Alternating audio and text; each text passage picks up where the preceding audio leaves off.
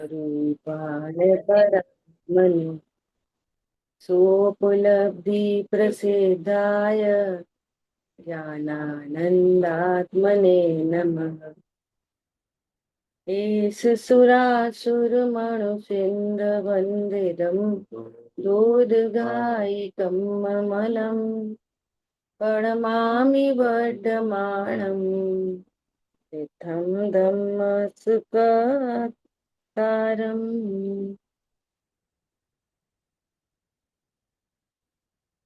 प्रवचन सार जी महान ग्रंथ कुल कुल आचार्य देव रचित अमृतचंद आचार्य देव की टीका और अनुशीलन के माध्यम से हम लोग स्वाध्याय कर रहे हैं।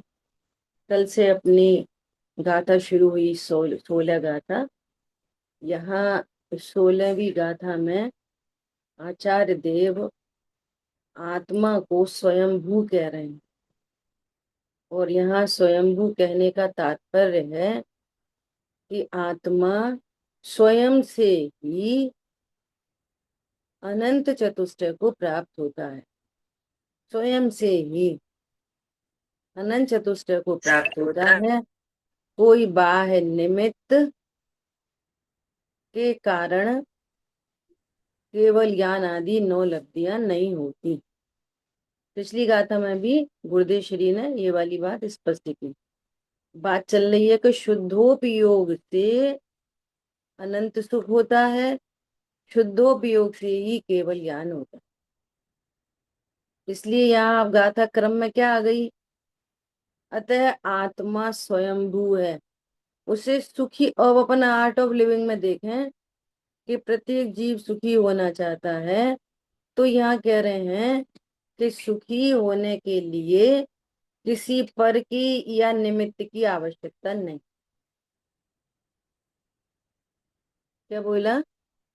ये स्वयंभू की गाथा से क्या अर्थ निकल रहा है हमारी आर्ट ऑफ लिविंग के लिए, कि सुखी होने के लिए किसी भी परद्रव्य, किसी भी संयोग, किसी भी निमित्त, कर्म की मेहरबानी की आवश्यकता नहीं। आत्मा सुखी होने के लिए स्वयंभू है, स्वाधीन है। ये बात यहाँ से निकल के आ रही है। पॉइंट पकड़ में आया? आत्मा क्या है? दुखी होने के लिए भी स्वाधीन और सुखी होने के लिए भी स्वाधीन। स्वाधीन है, ठीक है। कोई बोले कि कर्म तो अनादि से बने हैं, कर्म के कारण दुखी है। अब ये स्यादवाद शैली है। क्या शैली है? कर्म के टोडरमल जी ने सिद्ध किया है तीसरे अधिकार में, दूसरे अधिकार में, कि कर्म के कारण दुखी है। ये सिद्धि हुई है ना। तो कर्म के कारण दुखी है मतलब स्यादवाद शैली से किसी अन्य संयोग के कारण नहीं। तब आपने समझा कर्म के कारण दुखी, जब आपने अन्न की नास्ती की तो। ये बहुत इंपॉर्टेंट बात है। एक तरफ कह रहे हो कर्म से दुखी, एक तरफ कह रहे हो कि पति खराब, तो आपने स्याद बात को नहीं समझा। पॉइंट पकड़ में आया नहीं आया? कर्म से दुखी मतलब कल की क्लास की लिंक नहीं गई? हाँ, नहीं भेज दो। समझ में आ रही है बात? क्या है, बहुत लोग होते हैं ना ऑफिस जाते हैं तो अपने वो जो उनको टाइम लगता है उस हिसाब से सुनते हैं रिकॉर्डिंग बार। चलो, क्या बोल रहे थे? कि कर्म के कारण दुख है, अगर इसकी अस्थि की जाए तो नास्ती चाहिए। अस्थि नास्ती। कर्म के कारण दुखी है, अन्य चेतन अचेतन पदार्थों के कारण नहीं। तो आपने अस्थि नास्ति अनेकांत लगाया तो राइट प्रोसेस में हो। कर्म से भी दुखी और संयोगों से भी दुखी। तो ये कैसा अनेकांत है? मिथ्या। समझ में आ रही बात? कर्म से भी दुखी और शरीर में रोग से भी दुखी। मिथ्या अनेका। कर्म के कारण दुखी, शरीर के रोग से नहीं। समझ में आ रहा नहीं आ रहा? ठीक है। अब वो कह रहे हैं कि भैया कर्म के कारण दुखी चलो मानते हैं सियाद बाद में, परंतु ये कर्म बंधे कैसे? कैसे बंधे? भावों से। तो भावों से दुखी कि कर्मों से दुखी? कर्म का उदय आ रहा है और भावों में भेद विज्ञान है और कोई पर लक्ष्य नहीं हो रहा, तो कर्म का उदय आने पे भी सुखी। ख्याल में आ रही है बात? एक साइड में कर्म का उदय और एक साइड में तत्व ज्ञान। तो कर्म का उदय दुखी करेगा नहीं करेगा? नहीं करेगा। समझ में आ रही है बात नहीं आ रही है? ऐसा लग रहा है कि नहीं आ रही। आ रही है ख्याल में?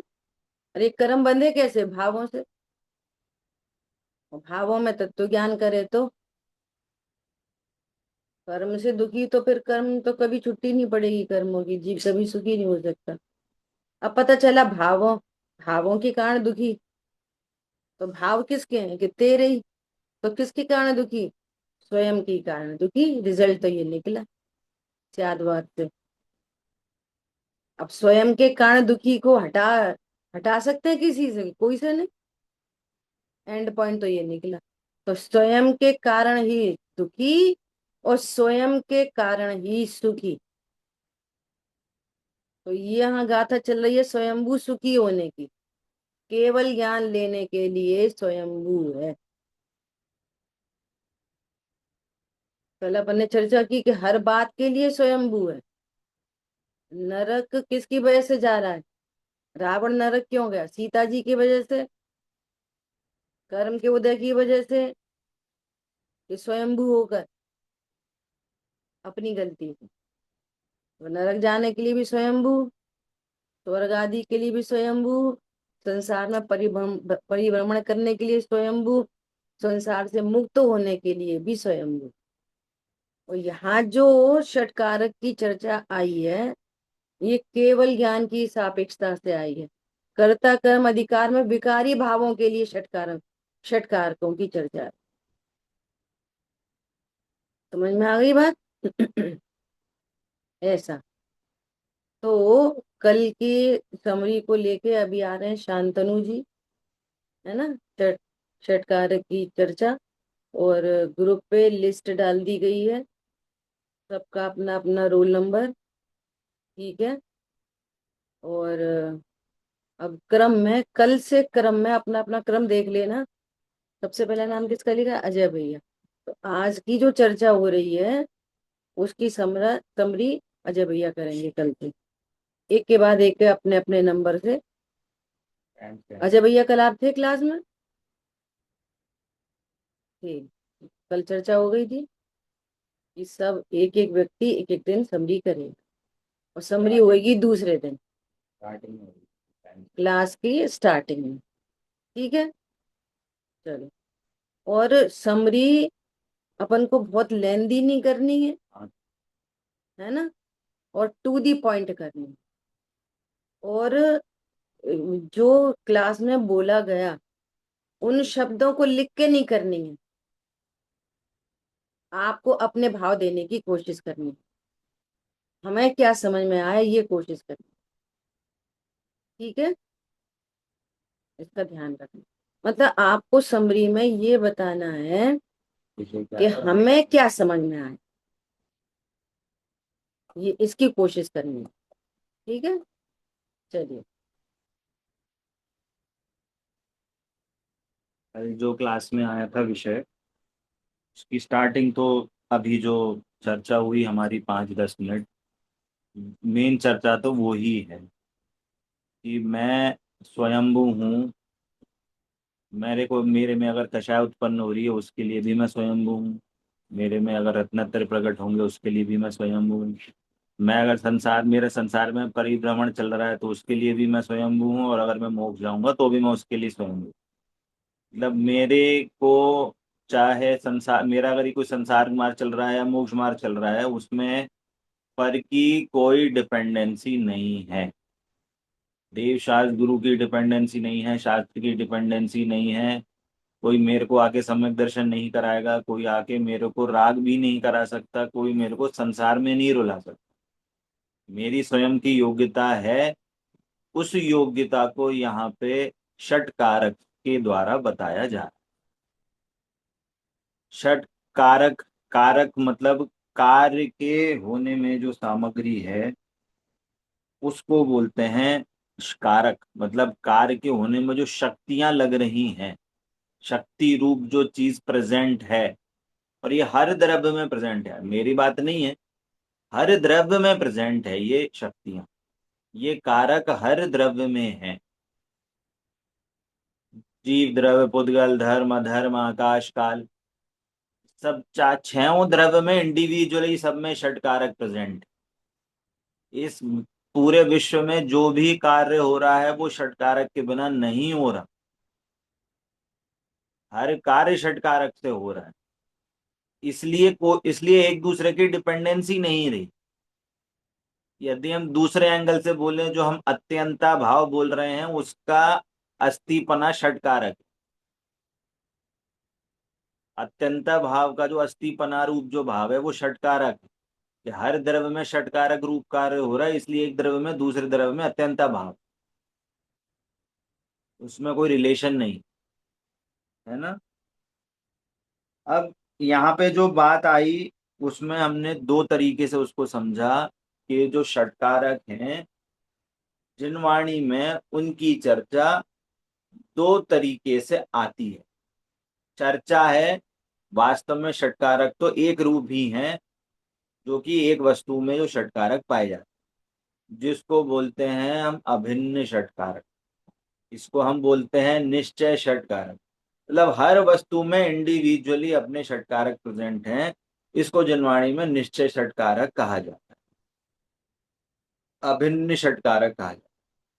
जब यदि किसी निमित्त अपेक्षा से प्रयोजनवश यदि हम दो वस्तुओं के कार्य में कुछ हम रिलेशन बता रहे हैं, तब उनमें जो षटकारक लग रहे हैं इंडिविजुअली तो अपने अपने में उनके अपने षटकारक हैं, पर उनके बीच में यदि हम कुछ संबंध बता रहे हैं प्रयोजनवश, निमित्त अपेक्षा से बता रहे हैं, तो उसमें हम बोलते हैं व्यवहार षटकारक या भिन्न षटकारक। क्योंकि उनके इंडिविजुअल इंडिविजुअल षटकारक हैं, वो बट उनमें रिलेशन बताना है तो उसको हम व्यवहार षटकारक बोल रहे हैं। पर उनमें एक्चुअली वास्तव में कोई रिलेशन है नहीं, निमित्त बन रहे हैं, उपचार आ रहा है, इसलिए उसको व्यवहार षटकारक कहा जाता है। ठीक है। अब कारक का मतलब क्या? कारक का मतलब हमने समझ लिया। अभी कारक क्या होते हैं? कर्ता, कर्म, करण, संप्रदान, अपादान, अधिकरण, है ना, जो हम व्याकरण आदि में पढ़ते हैं। संबोधन वो नहीं है इसमें, है ना। बाकी छह यहाँ पे आते है ना। कर्ता का मतलब है जो स्वाधीनतया, स्वतंत्रता रूप से जो करता है, जो कार्य करने वाला है बिना किसी की डिपेंडेंसी के, उसको बोलते हैं कर्ता। कर्म मतलब जो कार्य हुआ, है ना, कर्ता ने जो काम किया उसको बोलेंगे कर्म। करण का मतलब था जो उस कार्य में जो उत्कृष्टतम साधकतम जो साधन था उसका, जिस जिस साधन से वो काम हुआ है उसको बोलेंगे करण। संप्रदान मतलब जिसको दिया गया है या जिसके लिए वो कार्य हुआ है वो होगा संप्रदान। अपादान मतलब जिसमें से ये कार्य हुआ है उसको बोलेंगे संप्रदान। और अधिकरण जिसके आधार से ये कार्य हुआ है वो होता है अधिकरण, है ना। इसको हमने घड़े के माध्यम से समझा था, रोटी के माध्यम से समझा था। अब यहाँ पे मैं वापस से इसको सोने के माध्यम से लगा रहा हूँ। आप चाहें तो अपने माइंड में इसको रिकॉल कर सकते हैं। सोने से मान लीजिए चूड़ी बनी, कोई कोई आभूषण बना, तो करता कौन है? अभी उदाहरण रूप से ले रहे हैं ना, सोना को एज अ वस्तु ले रहे हैं। वैसे तो है तो पुद्गल, पर हम सोना एज अ वस्तु ले रहे हैं। तो सोना, तो जो चूड़ी बनी, कुंडल बना, हार बना, कुछ भी चीज बनी, तो उसमें कर्ता कौन है?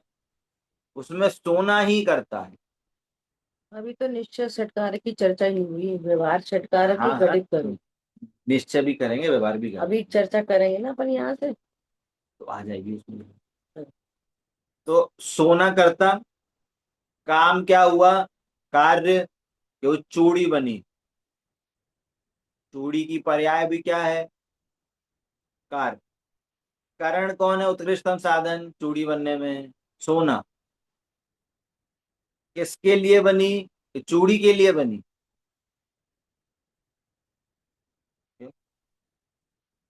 ये बोल रहे हैं अभी निश्चय षटकार की चलो, बात नहीं करके व्यवहार षटकार को ही सिद्ध करो बस। निश्चय षटकार की भी चर्चा करेंगे। चलो निश्चय षटकार का भी हम ड्रॉप कर रहे हैं, इसकी चर्चा आज की क्लास में आएगी। इ- व्यवहार षटकारक हम इसी को समझ रिपीट लेंगे। करो, कर्ता कर्म हाँ, करण, बस तो ये टर्म इसको, का अर्थ बताओ बस। चलो इसको हम अभी व्यवहार षटकारक सोने पे लगाते हैं, है ना। कि व्यवहार षटकारक मतलब सोने से चूड़ी बनी, तो इसमें व्यवहार षटकारक भिन्न षटकारक कैसे लगे। तो यहाँ पे कर्ता कौन है, कर्ता में आएगा सोनार। ठीक है, कर्ता क्या हुआ, सोनार। कर्म क्या हुआ, कि चूड़ी बनी, हार बना, कुंडल बना, ये कर्म। करण, इसके साधक तम कौन थे, कि वो औजार, आग, वो सारी चीजें जो लगी वो करण। किसके लिए बनी, कि हम, कि भैया शादी हो रही है तो दुल्हन के लिए बनी, संप्रदान। अपादान कहाँ से बनी, कि वो जो सोने के ढेले पड़े थे उसमें से निकाला सोना। तो ढेले में से, सोने के ढेले में जो छोटे छोटे पीसेस पड़े हुए थे किसी कटोरी में, बक्से में, कहीं पे, उसमें से वो चूड़ी बनी।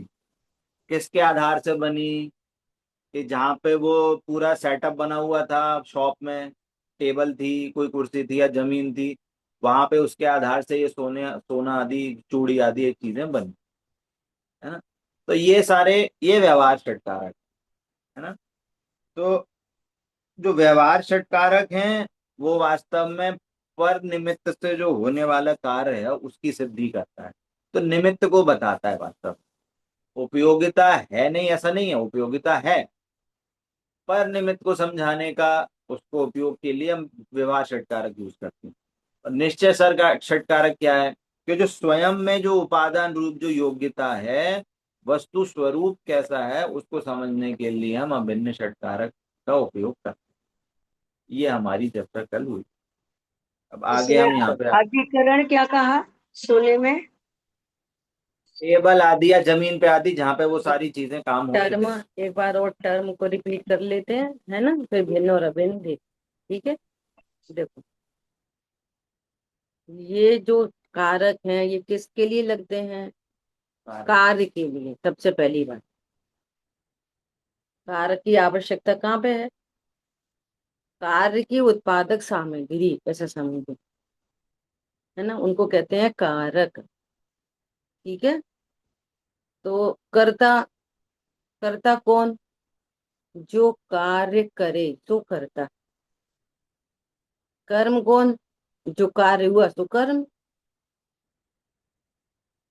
ठीक है, इसके लिए किस चीज की जरूरत पड़ी, इसका साधन कौन है, तो साधन को कहते हैं करण,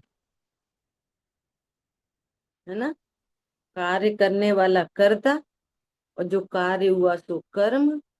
उसके साधन कौन थे, साधन को कहते हैं करण। ये काम किसके लिए किया गया, किसके लिए, किसके लिए मतलब संप्रदान, किस में से अर्थात अपादान, और किसके आधार से, आधार क्या है, तो वो अधिकरण। अब लौकिक में कोई भिन्न द्रव्य होता है कर्ता, तो इन्होंने सोने को उदाहरण लिया, कल अपन ने रोटी को उदाहरण लिया, घड़े का उदाहरण लिया। तो रोटी बनाने का कर्ता कौन, कि शेफ। साधन, किन साधनों से बनाई रोटी, चकला बेलन आदि। रोटी किस में से बनी, कि आटे में से,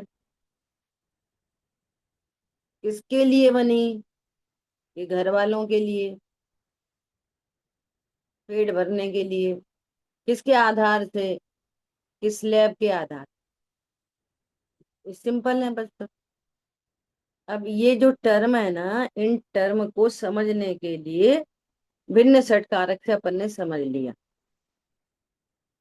इन टर्म को हमने किसे समझ लिया? भिन्न षट कारकों से, जिनका परिचय हमें अनादि से है, ऑलरेडी है ही है। कौन सिखा रहा है कि कर्ता? कर्ता किसी ने देखा कि रोटी कौन बना रहा है, कि हमने शेफ लगा रखा है। तो रोटी किसने बनाई, खाना किसने बनाया? कि शेफ ने। ये तो हमें दिख ही रहा है सीधे सीधे। किसके लिए बनाई? हम सबके लिए। किस में से बनाई? समझ में आ रही है? तो सभी सारे लोग बोल रहे हैं, और यही सुखी होने का उपाय होता तो फिर हमें अलग से सीखने की जरूरत नहीं थी। हमें तो पारलौकिक सुखी होना है। देखो, यदि हम भिन्न षट कारक को ही कारक समझे तो सुखी हो सकते? नहीं हो सकते। कैसे नहीं हो सकते? आज शेफ आया नहीं, अब क्या करें? अच्छा, आज तो नमक ज्यादा आज तो कड़ी बहुत खट्टी कर दी। खराब कौन? कि शेफ ध्यान ही नहीं रखता, इतनी बार बता दी। तो भगवान ये कह रहे हैं कि इसने बनाई नहीं, तो बनाई किसने? ये सारा काम बेसन में हुआ है, पूरा काम। समझ में आ रही है बात? चने की दाल ले लो, तो खट्टी किसने करी? खट्टी किसने करी? ये चने की दाल ने। और कौन मानेगा? अच्छा, शेफ ने नहीं करी, शेफ ने तो नहीं करी। खटाई ने तो करी? ये खटाई ने भी नहीं करी। और इसको चित्त में बिठाना कितना कठिन काम है।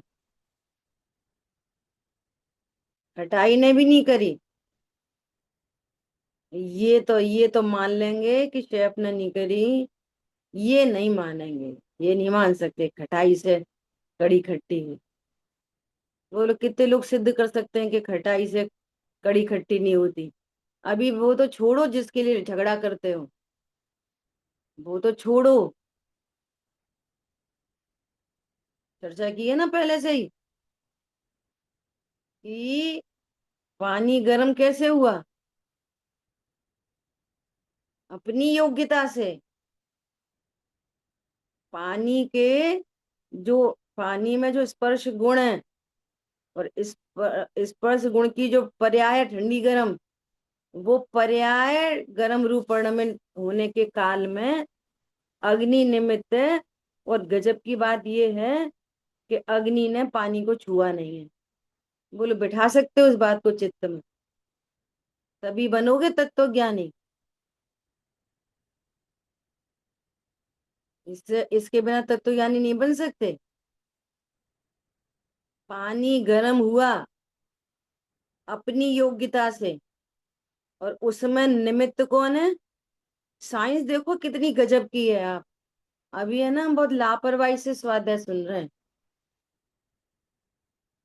इसमें कितने सारे सिद्धांत लगे हुए हैं, बहुत सारे सिद्धांत इस एक बात में। पानी अपनी उपादान योग्यता से गर्म हुआ, और उसमें निमित्त है अग्नि, और अग्नि ने पानी को छुए बिना, अत्यंत अभाव है ना। पानी का अग्नि से क्या है? अत्यंत अभाव। विज्ञान नगर के वैज्ञानिक तेरी प्रयोगशाला विश्व में आश्चर्यकारी प्रयोगशाला है केवली परमात्मा की। सिद्ध करो इस बात को। यदि पानी में उसके स्पर्श गुण में गर्म होने की सामर्थ्य ही नहीं हो, सामर्थ्य ही नहीं है उसमें गर्म होने की, तो कितनी अग्नि लगाएं तो वो गर्म हो जाए? बोलो। वस्तु में सामर्थ्य चाहिए उस रूपणमन होने की। समझ में आ रही है बात? एक वो मेटल आता है ना, एस बस्टास, उसको गर्म करके बताओ। उसमें योग्यता ही नहीं है गर्म होने की। अब ले आओ तुम दुनिया भर की अग्नि, 3 लोक की अग्नि, करो गर्म उसको, अगर अग्नि से गर्म होता है तो। कार्य सदा उपादान से होता है। पानी में ही गर्म होने की योग्यता है। बेसन में ही बेसन मतलब पुद्गल, पुद्गल मतलब स्पर्श रस गंध वर्ण। अब उसकी बेसन की रस गुण की पर्याय है, तो खटास रूप, और उसमें खटाई निमित्त है, और खटाई ने उसको छुआ नहीं। ये है विज्ञान नगर के वैज्ञानिक, तब ये षट कारक समझ में आया। इसमें उपादान कौन है, अधिकरण कौन है? हाँ अब देखो, अब एक ये मिसिंग होती है, बहुत बड़ी मिसिंग क्या होती है पता है, क्यों नहीं समझ में आते? हम ये नहीं देख पा रहे कि किसकी बात चल रही है। हम्म। जिसकी बात चल रही है वहां से, वहां कार्य रूप कौन, किस कार्य की बात कर रहे हैं हम कड़ी के खट्टे होने की बात कर रहे हैं, तो वो हुआ उपादान। अब उसके जो अधिक साधक तक निमित्त बार बार के, वे तो सारे निमित्त हैं।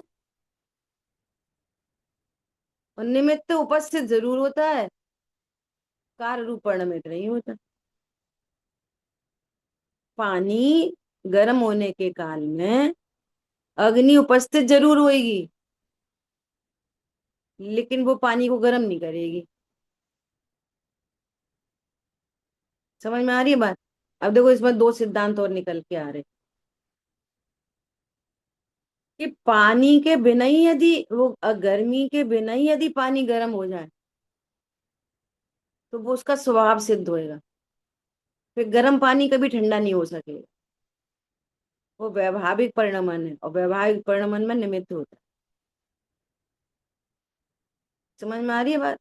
एक बार अगर अग्नि गर्म करे, तो जैसी अग्नि जलाई ना, जैसी अग्नि जलाई और उसको संयोग में लाई, तो रखते से ही 100 डिग्री बॉइलिंग। पानी अपनी योग्यता से क्रमिक विकास को प्राप्त होता है, 20 डिग्री, 22 डिग्री, 25, 50, 60, 70। क्यों? अग्नि से गर्म होता है तो सीधे ही गर्म हो जाए ना? नहीं नहीं, पानी में जैसी जैसी योग्यता होगी वो पर्याय रूप परिणमित होते होते गर्म हो। समझ में आ रही है बात? कितना मतलब, द्रव्य गुण पर्याय ऐसी चीज है कि आप जितनी डेप्थ में जाओगे आपको उतना आनंद आएगा, स्वतंत्रता भाषित होने लगेगी। दो द्रव्यों की स्वतंत्रता एकदम क्लियर कट भाषित होती है। समझाने से समझ नहीं आता, जब समझे तब स्वयं समझ जाता।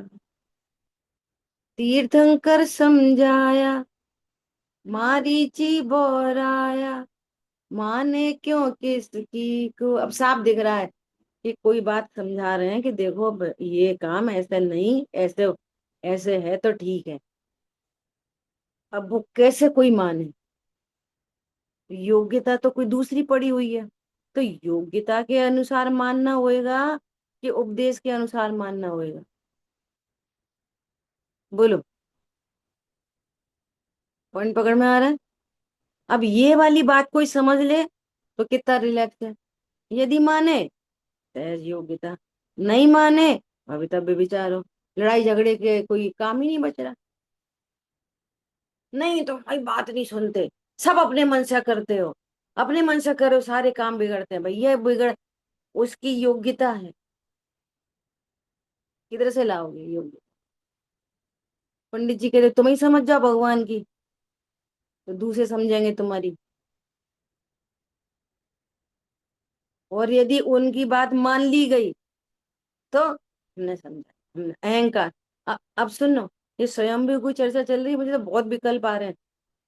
हमने हमने समझा दिया, हमने समझा दिया अहंकार, और हमारी सुनते नहीं है तो दीनता। तो तुम्हें तो नहीं समझने से, देखो किसी ने हमारी बात नहीं मानी और समझो 1 लाख का काम बिगड़ गया, हमारा कोई लॉस नहीं हुआ।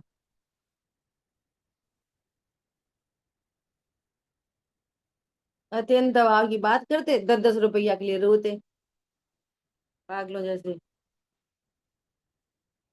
टमाटर रुपए कितने रुपए लाए कि 50 रुपए किलो, माँ मिल रहे थे 40 रुपए किलो, 10 रुपया में आफत हो रही, और यहाँ अत्यंत दबाव की चर्चा सुन रहे। सुनने से कुछ नहीं होता, आपकी थॉट प्रोसेस बदलनी चाहिए, रिलैक्स होना चाहिए, उसको सुनना कहते हैं। हानि किससे है? हानि 1 लाख का नुकसान हुआ तो हानि नहीं, सामने वाले ने बात नहीं मानी तो हानि नहीं, हमें पर लक्ष्य से कसाई हो रही है, ये हानि हानि है। इसमें एक टर्म आया है, अपन चर्चा करेंगे अभी यार। किसके लिए लिखिए, किसके लिए पे फोकस करो। क्षमा की, क्षमा का परिणाम उत्पन्न हुआ किसके लिए? किसके लिए? भिन्न षटकारक में बोलेंगे उसको क्षमा किया, और अभिन्न षटकारक में बोलेंगे अपने को क्षमा किया। हमने तो आपको क्षमा कर दिया और आप तो भी क्रोध में जल रहे, तो हम आप में क्या कर पाए? कुछ भी नहीं। पॉइंट पकड़ में आ रहा है? हमने क्रोध किया और तुमने सोचा अरे कोई बात नहीं, बड़े हैं कहने दो, तो हमारे क्रोध से तुम में क्या हुआ? कि कुछ भी नहीं। लेकिन क्रोध किसके लिए? 24 घंटे ऐसा करो, वैसा करो, वैसा करो, ऐसा सही नहीं, वो सही नहीं, ये सही, ये गलत, ये कसाय किसके लिए? बोलो किसके लिए? संप्रदान कौन है? स्वयं के लिए। धर्म किसके लिए? स्वयं के लिए। अन्य के लिए तो कुछ होता ही नहीं। एक द्रव्य परिणमन करता है अपने लिए, उसके कषाय, उसकी लाभ, उसके हानि, उसका कर्म बंधन, उसका चार गति, उसकी सिद्ध गति, सब स्वयं के लिए, पर के लिए कुछ नहीं होता। एक द्रव्य पर के लिए कुछ नहीं करता। अरे समझ में आ रही नहीं आ रही है बात? ये संप्रदान में से निकल के आएगी बात, अपादान में से निकल के आएगी। वीतरागता किस में से? वीतरागता किस में से? तीव्र कषाय किस में से? मंद कषाय किस में से? मैं से लगाओ, मैं से, टोकरी में से, किस में से? उस गुण की पर्याय है, उस गुण में से, ध्रुव में से।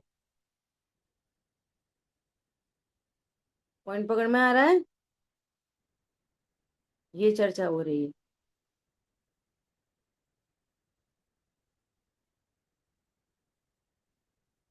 अब हमारी तो उनसे बनती नहीं, तो हमने उनसे बोलना छोड़ दिया। तो ये कषाय किसके लिए? ये द्वेष पनप रहा है, अरति पनप रही है, किसके लिए? तुम देखो भैया, तुम्हारा जाना तुम काम जाने, किसके लिए? किस में से?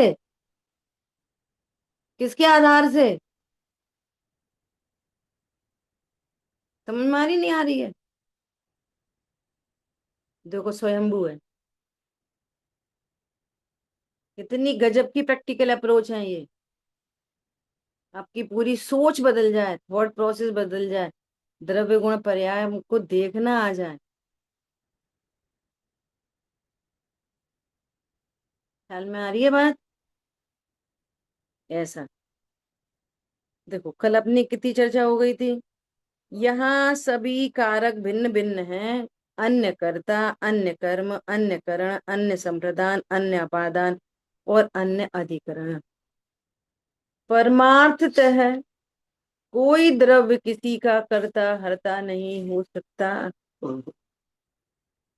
इसलिए यह छह व्यवहार कारक असत्य हैं। 93 पेज नंबर है इसके ऊपर, है ना।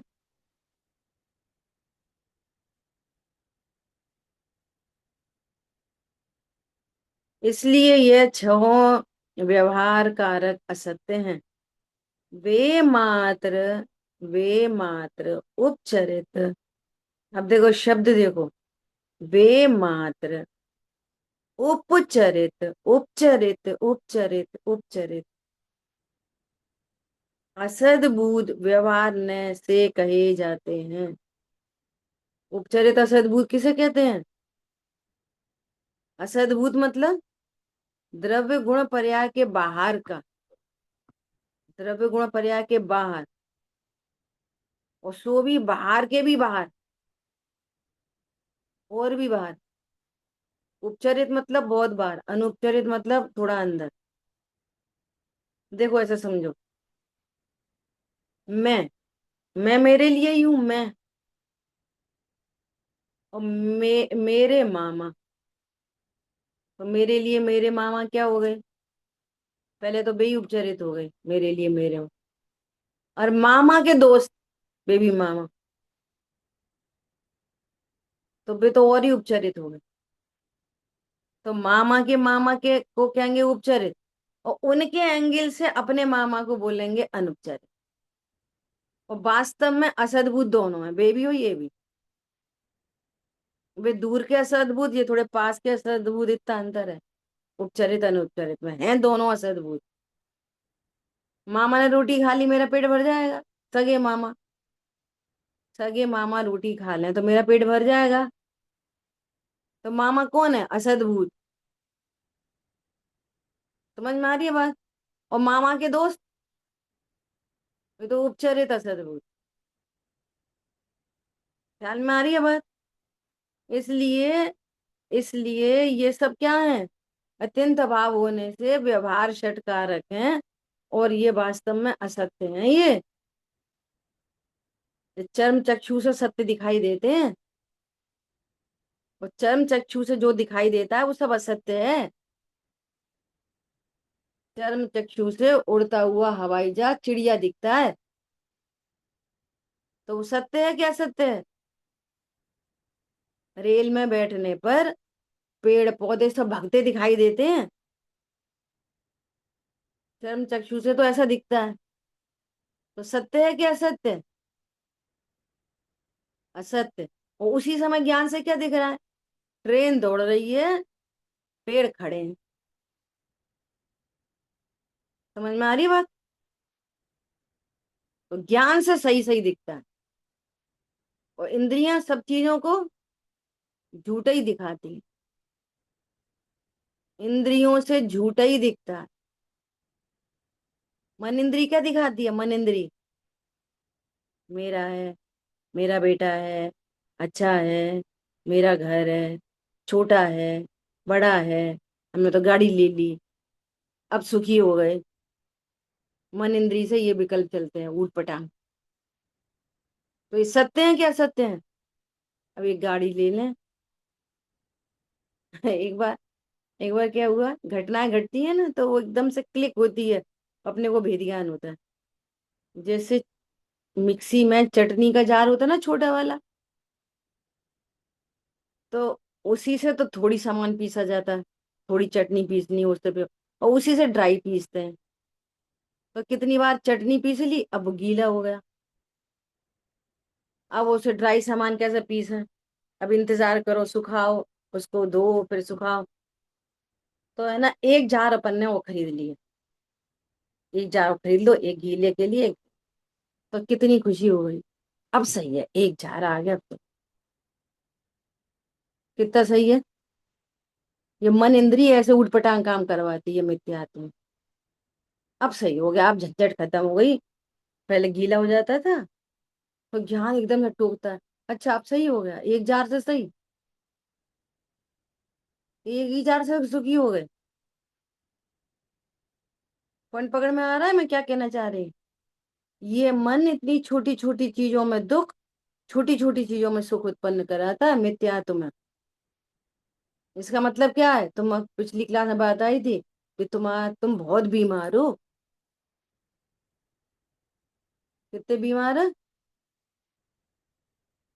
एक जरा सा बैग और आ गया, हाँ अब सही है वो बैग, वो वाला बैग शांतनु ले आते थे टिफिन, अब कोई और को जाना है तो वो दूसरा बैग अब सही। एक झोला में सही हो गया। तेरे रत्नत्र कितनी दूर है? पॉइंट पकड़ में आ रहा है? अब वो सही है, सही है, इतने से में सही हो गया। मन इंद्री, मंदरी इंद्री जो कुछ भी बुलवाती है सब असत्य है। नेत्र इंद्री जो कुछ दिखाती है सब असत्य है। कर्णेंद्री से तत्व ज्ञान के अभाव में जो कुछ सुनते हैं सब असत्य है। आ रही है बात समझ में? देखो एक बात और कहती हूँ मैं, थोड़ी सूक्ष्म बात। हम समझ रहे हैं चीनी जिह्वा इंद्री पे रखी तो चीनी से मीठा लग रहा है। चीनी से नहीं लग रहा। जिह्वा इंद्री के परमाणु मिठास रूप परिणमित होते हैं, तो चीनी रहती है बाहर। ये साइंस है। आ रही है बात समझ में? और सुनो, जब जब पैर के ऊपर बर्फ रखते हैं ना तो पैर के परमाणु ठंडे होते हैं, बर्फ से ठंडक नहीं आती है। पैरालिटिक अटैक हो जाए, अबे परमाणु ठंडे नहीं हो पा रहे, उनका ज्ञान नहीं हो पा रहा और बर्फ रखी है, बोलो। बहुत लोग ऐसे हैं, हमारे हमारे यहाँ एक बुआ जी हैं, उनको किसका ज्ञान नहीं होता। उनको नहीं, उनको कोई ऐसी कोई पर्टिकुलर चीज है जिसका स्वाद ही नहीं आता उनको। बस वो सब लोग खाते हैं तो वो भी खा लेती हैं, पर उनको स्वाद नहीं पता उसका। अगर अपन बायोलॉजी से बात करें तो वो ग्लैंड्स होती है ना, साइंस है ये पूरी की पूरी। हम तो बहुत स्थूल स्थूल यहाँ वहां वहां वहां देखते रहते, उन्हीं में कल्पना लोग से जीते रहते। बोलिए श्वेता जी।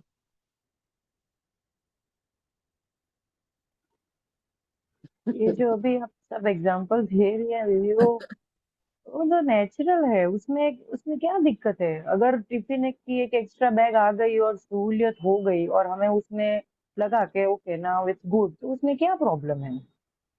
हाँ, यही कह रहे हैं कि जो मिथ्यात होता है ना, अब मिथ्यात को पकड़ो इसमें। प्रॉब्लम ये है कि हमें पर द्रव्यों से ऐसा लग रहा है अब सुखी हो गए। पर द्रव्य से सुखी कैसे हो गए?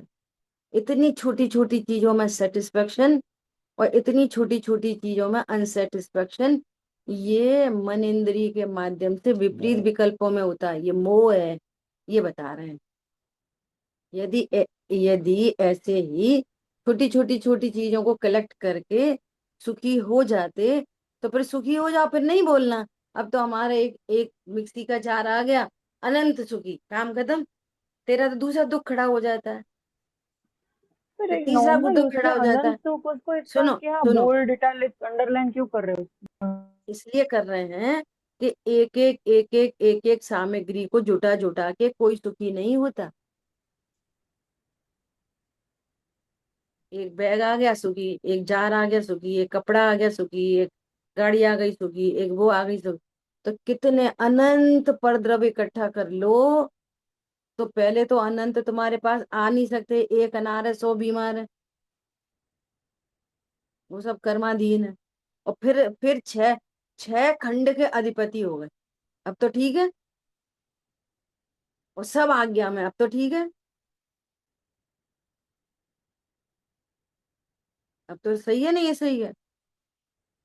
एक मिक्सी के जार में सुखी हो रहे, 6 खंड में सुखी नहीं हो रहे, तो बेचारा दुखी हो गए ना फिर। नहीं, अपने को भूल कर दुखी ही है। फॉर टाइम बीइंग इसको सुख लग रहा है, ये कह रहे हैं कि मन इंद्री ऐसे तत्व ज्ञान के अभाव में उल्टे सीधे विकल्प कराती है। सब सारी बातें कर दी ना। चक्षु इंद्री से जो दिख रहा है वो असत्य है, कान से सुनाई दे रहा है वो असत्य है, तत्व ज्ञान के अभाव में, है ना। और मन इंद्री से जो विकल्प आ रहे हैं, इससे सुख उससे सुख, ये झूठ है। ये सिद्धि करनी थी मुझे तो। तत्व ज्ञान के अभाव में जो भी थॉट प्रोसेस है वो असत्य है। यहाँ बात चल रही है स्वयंभू की, अभिन्न षटकारक की। इसलिए अभिन्न षटकारक को नहीं समझते और व्यवहार कारक को ही सत्य समझ रहे हैं, इसीलिए तो दुखी हो रहे हैं। ये खाने को दो तब सुखी, ऐसा बोलो तब सुखी, हमें हमारी सोच पर रहने दो तब सुखी। कहाँ हो रहे सुखी बता। हर व्यक्ति तत्व ज्ञान के अभाव में प्रयास बाहर कर रहा है, बाहर से ही दुखी और बाहर से ही सुखी। ये समस्या है। फोर्थ गुण स्थानक में जो व्यक्ति है उसको भी ऐसे खास सुखी होता नहीं है, बट अंदर में भाव इष्ट है, कुछ हुआ तो ऑटोमेटिक ही वो आता है ना। तो वो तो फोर्थ गुण स्थानक या कोई भी चक्रवर्ती, उसको भी ऐसा इष्ट अनिष्ट होने पे अंदर में भाव तो होते ही है ना, अपने आप। खुश होना चाहता नहीं है बट नेचुरल। तो क्या कहना है कि चौथा गुण स्थान मतलब कौन? कि जिसने अपने को आत्मा जान लिया, अभिन्न षटकारक समझ लिए, उसको ये समझ में आ गया कि पर से सुख दुख नहीं है, वो चौथे गुण स्थान वर्ती है, जिसकी अपन चर्चा करने जा रहे हैं। चौथे गुण स्थान वर्ती होने के लिए वो क्या समझता है? वो चाहता है कि मुझे एक हीरे का हार मिले, तो ये भी चाहता है कि मैं हीरे से सुखी होता हूँ। अब उसके मन इंद्रिय के विकल्प कैसे हैं? पॉजिटिव, तत्व ज्ञान परक। अब उसकी कोई आज्ञा नहीं माने तो कैसे विकल्प है? समझ में आ रही है बात? डायरेक्शन बदल गई पूरी। और फिर दूसरे विकल्प आते हैं तो उनसे भी भेदी ज्ञान होता है उनको, चलता ही है फिर। जैसे बिना सोचे बाह्य सामग्री आती है, ऐसे ही बिना सोचे तत्व ज्ञान की प्रोसेस चलती है। आ रही है बात ख्याल में? मैंने ये उदाहरण इसलिए दिया था कि ये जो सोच है वो सब झूठी है, गलत है, इसलिए एग्जाम्पल दिया। इसलिए नहीं दिया था हो गया तो फिर क्या है, अच्छा तो लग, तेरे को झूठा अच्छा लग रहा है, वो सच्चा अच्छा नहीं है, वो गलत है। वो आंखों से दिख रहा है कि आसमान में पक्षी उड़ रहा है, गलत है। ट्रेन में बैठ के पौधे चलते दिख दिख साक्षात दिख रहे हैं ना, साक्षात दिख रहे हैं, पेड़ दौड़ रहे हैं, तो वो सही है कि गलत है? गलत है। ऐसे साक्षात खुशी लग रही है कि एक झाड़ आ गया, खुशी, गलत है ये सिद्ध करना था। पॉइंट पकड़ में आया? अरे सुखी तो स्वभाव के आश्चर्य से होते हैं, इससे सुखी नहीं होते। और मन इंद्री बुलवाती है आप सुखी हैं, ये कहना था। समझ में आ रही है बात? और अगर ये वास्तविक सुख माने इसको, तो तत्व ज्ञान के उपाय की जरूरत नहीं। एक बात। दूसरी बात, जिन्होंने ए, ए, एक एक जार छोड़ो, मिक्सी घर में चार है, सामान बहुत है, 20 गाड़ियां हैं, 30 कमरों का घर है, अब देखो जाके सुखी हो गई कि नहीं। पर सामग्री को जुटा जुटा के कितने जीव सुखी हो जाते हैं। चक्रवर्ती यदि सुखी हो जाते तो चक्रवर्ती पद को छोड़ के मुनि धर्म अंगीकार क्यों करते? जरूरत ही नहीं थी, सब समान है। 6 खंड ही है ना सामने। इंद्रों को क्या क्या दुख है इंद्रों को? चक्रवर्ती तो कुछ नहीं लगता एक इंद्र की संपदा के आगे। इंद्र के घर में जो नौकर चाकर होते हैं ना, उनके पास जितनी संपदा होती है ना, उतनी संपदा तो चक्रवर्ती को भी नहीं होती, ऐसा बताते हैं आगम में। इंद्र के आगे चक्रवर्ती कुछ भी नहीं होता। तो भी वो इंद्र जो विमानवासी हुआ था, षट कारक के ज्ञान बिना दुख पाए। क्या बोला? जो विमानवासी हुआ था, अब तक तो ज्ञान ही नहीं है, तो कैसे सुखी होएगा? ये बात। और हम यहाँ अभिन्न षटकारक पता चल जाएंगे तो सारा करेक्शन फिर अपने लिए होने लगेगा। पूरे विश्व से वो लिंक कट जाएगी, पूरे विश्व से। ये इतना बड़ा काम होएगा ये। हम जरा जरा सी बातों में, अब जिस सुने हमारी, तुम काय को गुस्सा हुआ है, तो गुस्सा किसके लिए? कि बच्चे के लिए। यहाँ पता चलेगी ये असत्य बात है, झूठी बात। क्रोध किसके लिए? अपने लिए। किस में से? ध्रुव में से। किसके आधार से? कि ध्रुव के ही आधार से। शांति किसके लिए? हमने तो उनके लिए बहुत शांति रखी, सच बता रहे हैं। हमने उनके लिए शांति। उनके लिए कौन शांति रखता है? हमारी शांति से आपको शांति? वो तो बच्चा है, बहुत शांति रखता है तो उनके पापा शांत रहते। वो तो बच्चा है, बहुत शांति रखता है तो मम्मी शांत रहती। वो तो बच्चा है, उसके नंबर 90% आते तो मम्मी खुश रहती। तो सही बात है।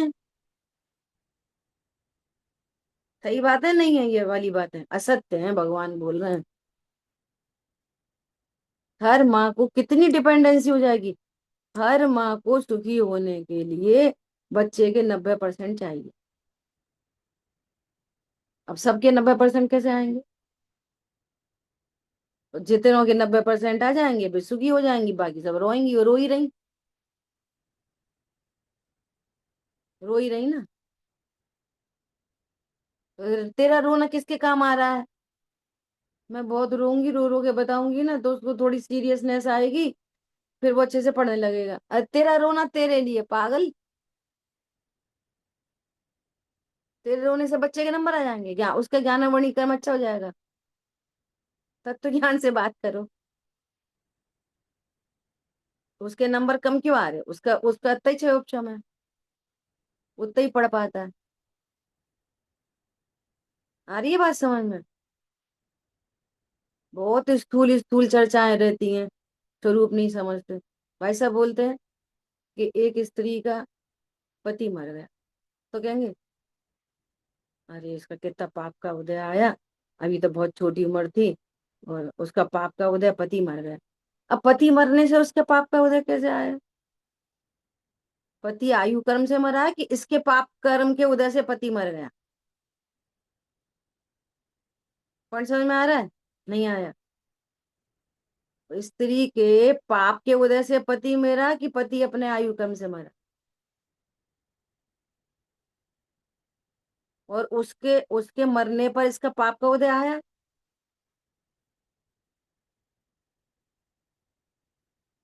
पॉइंट समझ में आ रहा है? तेरे कर्म के उदय से तेरा पाप का उदय कि उसके मरने से तेरा पाप का उदय?